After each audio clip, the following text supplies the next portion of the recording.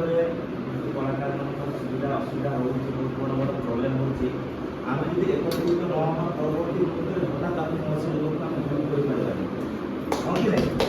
ଆମେ ପଇସା କମେଇବାରେ ଆଜି ଆଜି ଭଲ କାମ କରୁଛ, ପଇସା ପାଉଛ, କାଲି କାମ ପାଇବନି, ଅସୁବିଧା ହେବ, ଚଳିବା ମୁସ୍କିଲ ହେଇଯିବ।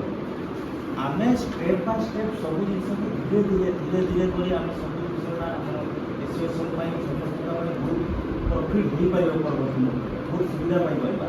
ଠିକ୍ ଅଛି, ଏବେ ଆରମ୍ଭ ହେଉଛି, ନୂଆ ନୂଆ ବର୍ଷ ହେଇଗଲାଣି, କଥା ଟାଣା ଝିଙ୍କା ହେଲେ ହିଁ ଆମେ ଗୋଟେ ଭଲ ସଲ୍ୟୁସନ୍ ପାଇପାରିବା। ଦୁଇ ଜଣ କହିଲେ ଦୁଇ ଜଣକୁ ଭଲ ବି ଲାଗିନପାରେ, କାରଣ ସମସ୍ତେ କାରଣ ଦେଖ ଗୋଟେ ପଇସା ନିଜ 1500 ଟଙ୍କା ଆମକୁ ଦିଆହେବ ମେମ୍ବର ପାଇ, ତ ଜଣେ 1500 ଟଙ୍କା ଦେଉଛି, ସିଏ ବି ବହୁତ ଭାବିବ, କାରଣ ସେ ଆସିଛି ଆଗରୁ ଜଷ୍ଟ ଆସୁଛି, ବହୁତ ଭାବିବ ମୁଁ ଏଇଟା ଦେବା ଦ୍ୱାରା ମୁଁ କ'ଣ ପାଇବି।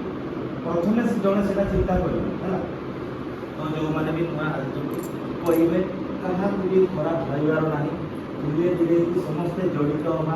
ଆମର ଇଣ୍ଡଷ୍ଟ୍ରିଟା କେମିତି ଆମେ ନେବା, ପରସ୍ପରର ହାତକୁ ହାତ ଦେଇକି ଆମେ ଆଗକୁ ବଢ଼ିବା, ସେଇ ଉପରେ ଆମେ ଟିକେ ଧ୍ୟାନ ଦେବା। ଆଉ ଯେଉଁମାନେ ବି ବୁଝିପାରିବେ, ଆଜି ବୁଝିପାରିଲେ କାଲି